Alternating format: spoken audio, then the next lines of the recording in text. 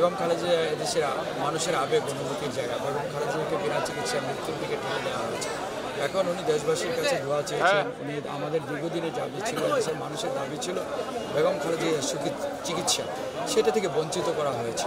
এখন আমরা আনন্দিত যে বেগম খালেদা চিকিৎসার জন্য বিদেশে যাচ্ছেন। আমরা আপনাদের মাধ্যমে দেশবাসীর কাছে দোয়া চাচ্ছি যে বেগম খালেদা সুস্থ হয়ে দেশে ফিরে এসে দেশের কল্যাণে উনি কাজ করবেন। আমাদের নেতা বিএনপির ভারপ্রাপ্ত চেয়ারম্যান, ওনার সন্তান, দীর্ঘ 7 বছর পর দেখা হবে, একসাথে দেখা হবে, মা ছেলে দেখা হবে। এটা উনি বিদেশে থেকে, আমরা দেশে থেকে যেরকম উৎকণ্ঠায় ছিলাম বেগম খালেদার কখন কী হয়ে যায়, আমাদের নেতাও সেরকম ছিল। মা হিসেবে উনি খুবই টেনশনে ছিলেন।